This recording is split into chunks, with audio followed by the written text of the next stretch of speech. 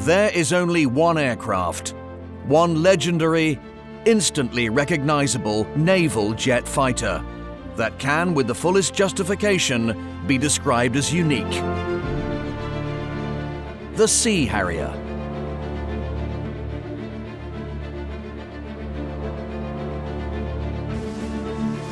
The concept of short takeoff and vertical landing was at the very pinnacle of British engineering and innovation, and the inspirational story of the Sea Harrier, the naval version of the jump jet, captured the heart of the nation as Brian Hanrahan counted them all out and counted them all back during the Falklands War in 1982.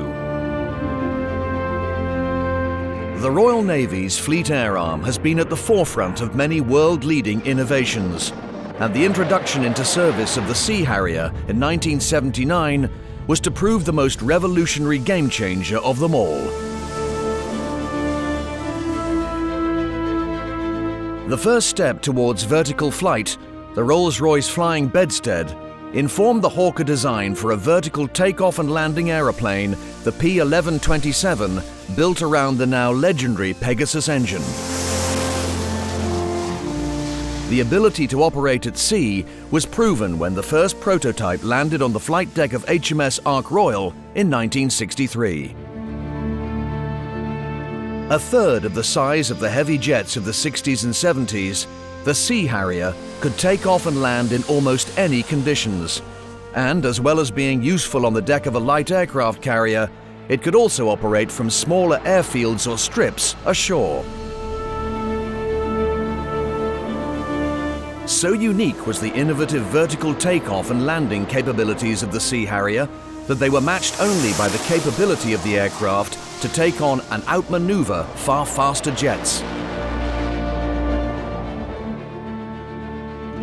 Less than 3 years after entering service, Royal Navy Sea Harriers with the Invincible class ski ramp, another British invention, played a pivotal role in the Falklands conflict, winning air superiority against awesome odds. We knew that we had to provide not only air cover for the fleet, but also once we got troops ashore, we knew that the Argentine Air Force was able to provide something in the region of 140 fast jet aircraft. So we needed to put ourselves between the Argentine Air Force and the troops on the ground if we were going to have any hope of retaking the islands.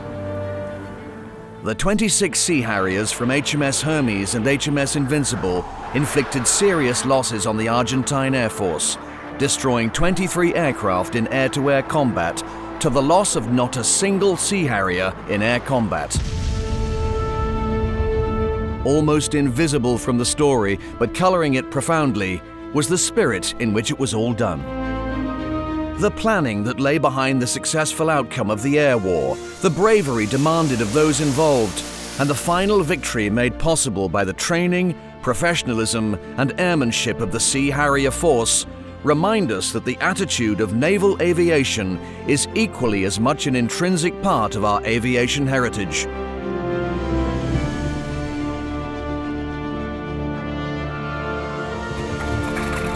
Our historic aircraft connect us with the stories of naval flying that we can only struggle to imagine, and serve as an inspiration to future generations of the important part played by naval aviation in the history of our country. Not only did the Harrier give outstanding operational service in the Balkans, Kosovo, Sierra Leone, and Afghanistan, but from the outset so impressed the US Marine Corps that in a rare decision, America ordered British, working closely with British Aerospace and Rolls-Royce to enhance and further develop the aircraft to the later GR7 and GR9 standard. The Sea Harrier truly is a great British and British industry success story, an all-British fighter that achieved and inspired global recognition and proved the true versatility of STOVL at sea, ultimately informing the quantum leap in technology of its formidable successor, the F-35B Lightning II. The aircraft and men of the Fleet Air Arm have never let us down in our hour of need. We need your help to keep their story alive. Please give generously to support the nation's naval aviation heritage and keep the aircraft of the Navy Wings Heritage Collection flying into the future.